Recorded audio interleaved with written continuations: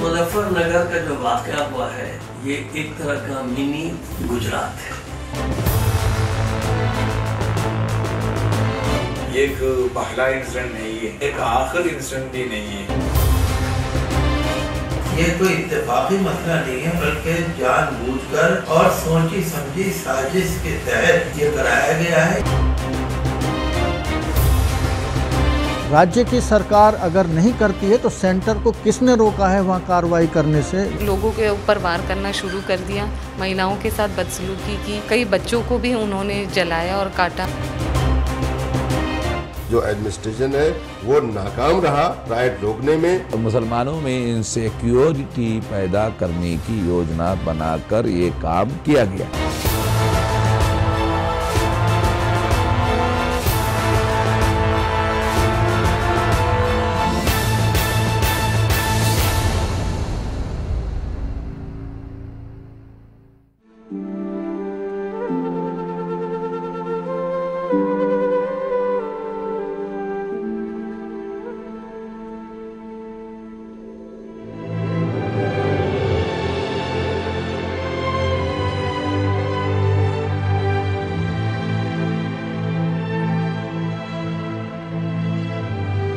मगरबी उत्तर प्रदेश का ये इलाका आपसी भाईचारा और कौमी यगांगत का शुरू से अलंबरदार रहा है। फिरकावाराना हम आहंगी के लिए इसे हमेशा जाना गया। इस इलाके की कसीर आबादी जाट बरादरी की है। यहाँ जाट सिर्फ हिंदू ही नहीं मुसलमान भी हैं, जिन्हें मोड़े जाट कहा जाता है। अहद-ए-उस्ता और बरतानवी दौरे हुकूमत में इन लोगों ने इस्लाम कबूल किया था। इनमें आपसी रिश्तेदारियां भी हैं। यही वजह है कि यहाँ के लोग मुत्तहिद रहे। यहाँ तक कि 1947 में तक़सीम मुल्क और 1992 में बाबरी मस्जिद इन्हदाम के बाद फूटे पुरतशद्दुद फिरकावाराना वाक़यात का भी यहाँ कोई ख़ास असर नहीं पड़ा। यही इत्तेहाद कुछ सियासी आंखों में कांटे की तरह चुभ रहा था। वो बाहर सूरत इस इत्तेहाद को पारा पारा होते देखना चाहती थीं। बिलाखिर इस इत्तेहाद को दुश्मन की नजर लग गई। सियासी लीडरों ने भड़काऊ बयान दिए। भारतीय जनता पार्टी ने ये निश्चय किया है परसों पूरा पश्चिमी उत्तर प्रदेश बंद होगा और शेष उत्तर प्रदेश में धरना दिया जाएगा डीएम के कक्ष के बाहर। महापंचायतें बुलाई गईं और फिर माहौल दुश्मन के हक में साजगार होता चला गया।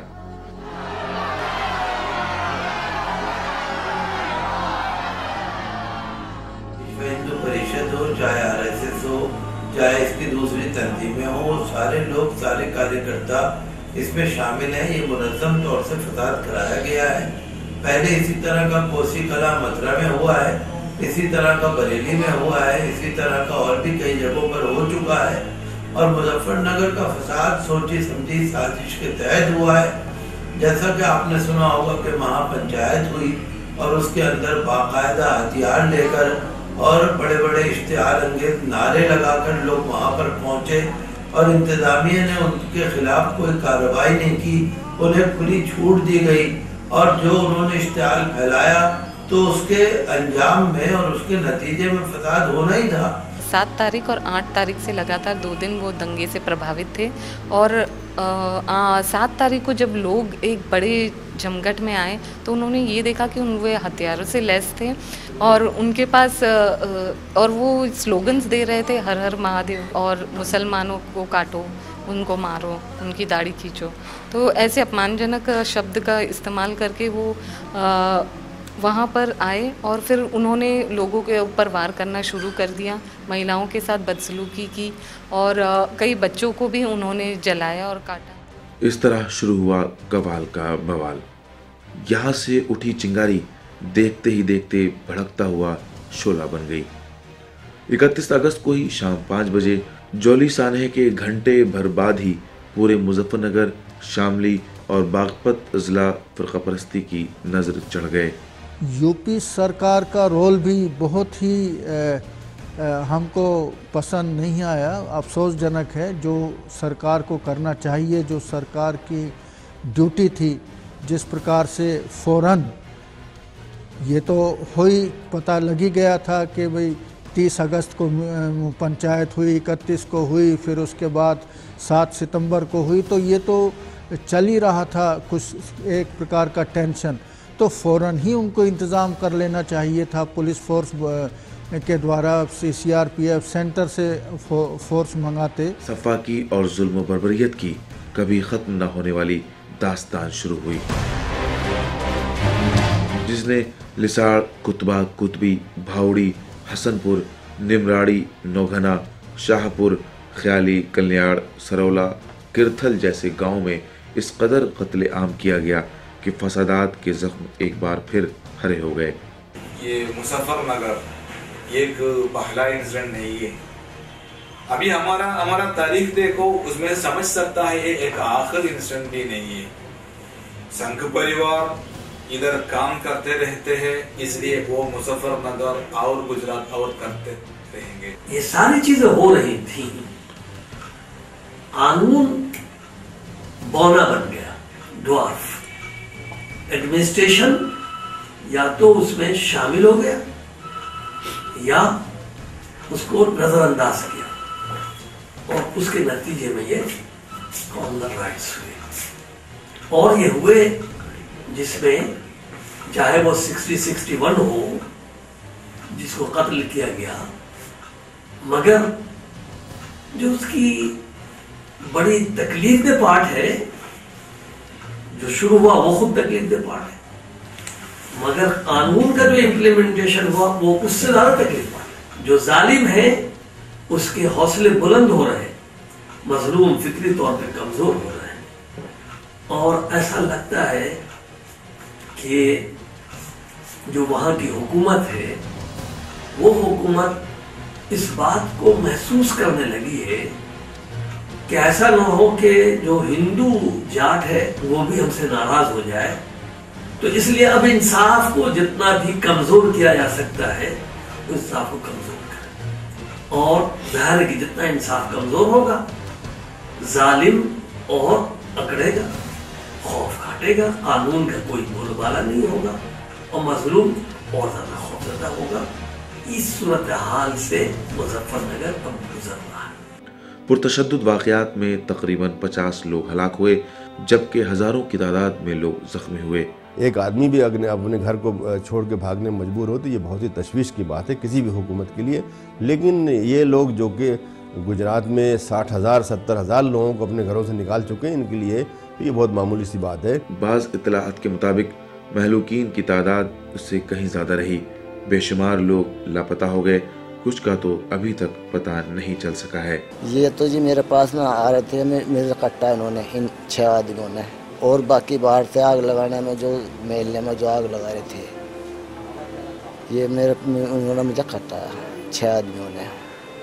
2-3 दफ़ा आई आके मेरे पाँव कट्टा, यहाँ बजाया, फिर आदमी मारा करके सोच का कि ये मर गया साला, ये और एक गंडासी बजा रखी सब जगह हाथों पे। मैं रोक रहा हूँ, नाड़ पे कहते हुए नाड़ काट दे इसकी, तो इसलिए मैं हाथ पर रोक कर मेरा हाथ कट गया। सब मुश्किल हो गई, मेरी बच्ची फैमिली खराब हो गई, अच्छी खाते फैमिली खराब हो गई, लड़की जवान है, सब लूट कर ले गए। फसादी यक के बाद दीगरे गाँवों में दाखिल हुए, वहाँ कत्ल गारत गिरी का बाजार गर्म किया, घरों में आग लगाई, बूढ़े बच्चे और औरतों को भी नहीं बख्शा गया। उन्हें तलवारों और कुल्हाड़ियों से काट कर फेंक दिया गया। उनके साथ इज्तिमाई इस्मत दरी की गई। हाँ जी, जिस टाइम हमारे घर में उन्होंने हमला करा जी, अब तो 2 बज देते ठीक जी, भगदड़ मच गई जी। कुछ तो 8-7 थे जी, इन्होंने तो मुझे हमारे बैठक में घेर ली और हमारे घर में आग लगानी शुरू कर दी। सामने ही बैठक साइड में पड़ा जी हमारी, उसमें बाद में लगाई। फिर उन्होंने कोई बार बार अपना मुंह काढ़ा, कोई इधर से कोई उधर से कोई उधर से। बहुत देर पीछे जी सब करके निकट गए। जब वहाँ परेशानी बनेगी जी को जब छोड़ कर आगे भाग गए। फिर मैं उन्होंने हमारे घर में आग लगा दी थी, मेरे सामने ही हम हिंगे थे, बैठक में भी इधर थे। फिर हमारी बैठक में भी आग लगाई, हमारे सब घर जला दिए, सारा मोहल्ला खत्म कर दिया बिल्कुल। हमारे घर भी सब लूट लिया जी हमारा। कितनी तारीख की बात है ये? 8 तारीख की। कितनी बजे? ये 10-11 बजे की बात है जी। 10 रात के? नहीं, दिन के जी। दिन के। अच्छा, घर हाँ। पे कौन कौन था आपके उस वक्त? एक तो जी डॉक्टर वो अरविंद। नहीं, आपके घर पे कौन कौन था? हमारे घर के तो जी कोई भाग रहा था, कभी कोई कहीं भाग रहा था। बस मैं रह गई थी वहाँ से। बच्चे, हाँ। अच्छा। अब मेरे बच्चे थे और एकदम आए हुए और फिर उन्होंने पहले तो तोड़ फोड़ करी घर में को, सामान बिखार दिया, सारा तोड़ फोड़ कर दी सब। और फिर जो सामान बड़े बड़े सतावे भी ले गए और जी फिर मुझे दाब ली उन्होंने। 3 थे। औरतों के साथ बदसलूकी की गई थी, बच्चों के साथ बदसलूकी। कुछ बच्चों को जो क्रशर होता है काटने वाला, उसमें डालकर उनको काटा गया। कुछ यूथ्स को भी वो क्रशर में डाल के काटा गया। कुछ के ऊपर हथियारों से वार किए गए थे, तो उनके शरीर पे वो मार्क्स हैं। जैसे मैं पानी पिया रहा था तो वहाँ पे आए हुए 2 लोग, तो जैसे ही उन्होंने कहा कि मुझे बुला के ले गए वे कोल्लू के पास। हमारा कोल्लू है एक चौपले पे, वहाँ पे मुझे ले गए और 3-4 घेर से खाली पड़े हैं वहाँ पे। उन्होंने जाके मुंह भींच लिया मेरा और मुंह भींच के घेर में खींच लिया और उसके बाद उन्होंने चक्कू तलवारों से मारा मुझे। और जब लास्ट में उन्होंने जो छुरा चलाया नाड़ पे मेरी, तो वहाँ पे हमारी एक गाड़ी आ गई, तो उसकी लाइट देखते ही उन्होंने सोचा कि पुलिस आ गई, तो वे छोड़ के भाग गए। उसके बाद में उन लोगों ने हमारे घर पे भी चढ़ाई करी, उनको मारो मुसलमानों को, मारो मुसलमानों को। अहम बात यह है कि कत्ल गारत गिरी का नंगा नाच होता रहा और पुलिस इंतजामिया खामोश तमाशाई बनी रही। और जब पुलिस से कार्रवाई करने की दरखास्त की गई तो जवाब मिला, हमें कार्रवाई करने का आदेश नहीं है। एडमिनिस्ट्रेशन ने उनको खुली छूट दी और एडमिनिस्ट्रेशन ने उनको जो कहिए कि मुसलमानों को हलाक करने के लिए और मुसलमानों को तबाह करने के लिए एक मौका दिया। मुझे लगता है कि उत्तर प्रदेश की हुकूमत और शरपसंद अनासिर जो हैं, फिरकापरस्त ताकतें जो हैं, इन्होंने हाथ मिला रखा है और ये मुसलमानों को पूरे उत्तर प्रदेश के अंदर ये खौफ व हिरास फैलाकर या तो वहाँ से निकालना चाहते हैं या दबाना चाहते हैं। एक आईपीएस रिटायर्ड ऑफिसर ने एक ऐसा बयान दिया रिटायर्ड होने के बाद में कि सरकार चाहे तो एक जगह भी फसाद नहीं हो सकता। संघ परिवार ने एक नई प्लानिंग के तहत काम किया। इस समय आमतौर पर शेड्यूल कास्ट के और बैकवर्ड क्लासेस के लोगों का मुसलमानों के खिलाफ में ज़्यादातर वो फसाद में इस्तेमाल करती थी। इस समय ये बात नदारत है। पहली बार उत्तर प्रदेश में जाटों को कम्युनल राइट्स में इस्तेमाल किया गया और ये बहुत योजना बनाकर, प्लान बनाकर ये किया गया है। मुसलमानों के सामने एक मुश्किल और भी आई कि मारे भी वही गए, कटे भी वही और गिरफ्तारियां भी ज्यादा उन्हीं की हुई। संघ परिवार ना आजादी में कोई बड़ा कंट्रीब्यूशन दिया।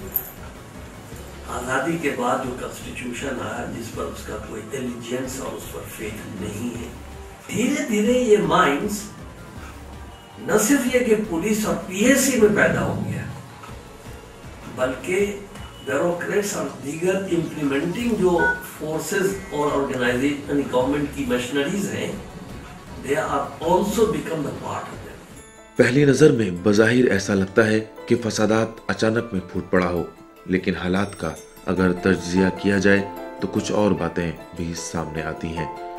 सीधा सा सवाल ये उठता है कि अगर फिरका वाराना फसादात एक दिन की तैयारी में नहीं हुए तो फिर हुकूमत और इंतजामिया दंगों और फसादात की होने वाली महीनों की साजिश के दौरान क्या करती रही? इंटेलिजेंस महकमा कहाँ सोता रहा? और अगर इत्तला मिली तो वक्त रहते हालात को कंट्रोल में रखने की कोशिश क्यों नहीं की गई? असल में इधर एक कम्युनल फासिस्ट एजेंडा चल रहा है। वो एजेंडा के वजह से पर्पसफुली जानबूझकर बहुत मंसूबे से इसी तरह फसाद हो रहा है। मुजफ्फरनगर में भी अचानक अनएक्सपेक्टेड एक वाक़या नहीं हुआ। हम सबको मालूम है बीजेपी एक गुजराती आदमी को उधर भेजा है। वो गुजरात में बहुत ज्यादा हजारों मुसलमानों को कत्ल करके वो बहुत तजुर्बा से आए हुए वो आदमी उधर आने के बाद फौरन चंद प्रॉब्लम शुरू हुआ, इधर उधर छोटा मोटा आप बहुत लड़ाई चल रहे थे। इसके बारे में अगर इंटेलिजेंस सही टाइम पे सही रिपोर्ट भेज के गवर्नमेंट को अलर्ट करे तो ये फसाद छोड़ सकता था। संघ परिवार की भूमिका विचार है, हमको कुछ इंडिकेशन इस प्रकार के मिलते हैं कि जो बीजेपी की या संघ परिवार की जो साख यूपी के अंदर गिरी है और जो उनका जो वोट बैंक है वो गिरता नज़र आ रहा है, उसको वो सुदृढ़ करने के लिए, उसके लिए वो कुछ अपने लिए माहौल तैयार करने के लिए मैं समझता हूँ कि इसमें कुछ उनके एलिमेंट हैं। यानी एक तरफ अक़लियतों के अंदर आत्म तहफ़्फ़ुज़ का एहसास बरकरार रखने के लिए फ़िरक़ा परस्त ताकतों को छूट दी जाए और ख़ुद को मुसलमानों को सच्चा कहलाने के लिए फ़िरक़ा परस्त ताकतों के ख़िलाफ़ कुछ कार्रवाई और मुतासरीन को राहत पहुँचाने पर जोर दिया जाए। न मेरा किसी ने हाथ पकड़ा, किसी ने कुछ करा दी, मुंडी बेइज्जती करी, मुंह दिखाने लायक भी ना रही, ऐसा जी करा जड़ा सरफराज को गोली टाइप को बच जाओ। में एक इस्लाम नाम का एक शख्स है जिसको बड़ी बेरहमी के साथ कत्ल किया गया। वो एक शरीफ इंसान था और बेचारा मजदूरी करके अपने गुजारा करता था। उसके बाद जब 8 सितंबर के दिन जब गांव के अंदर हालात बड़े कशीदगी भरे हुए रहे, तनाव के हालात रहे, तो वो अपने गांव से दूसरे गांव जाने के लिए नकल मकानी करने के लिए तैयार हुए। गांव से निकले तो एक जाट उन्हें मिला और उसने कहा कि तुम कहाँ जा रहे हो। उसने बताया कि जब गांव के हालात सही नहीं है, मैं एक गांव छोड़ के जा रहा हूँ, जब हालात सही हो जाएंगे वापस आ जाऊँगा।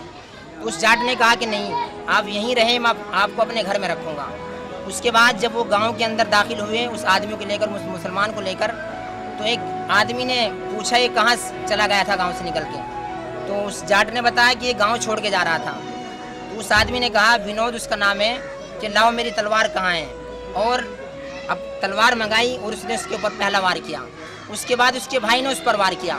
उस वक्त जाट समाज के 15-20 लोग वहाँ खड़े हुए थे, बड़े छोटे। किसी ने ये नहीं कहा कि आप क्या कर रहे हैं और किस जुर्म में इस बेचारे को कत्ल कर रहे हैं। समाजवादी पार्टी, कांग्रेस और दूसरी पार्टियों में मुसलमानों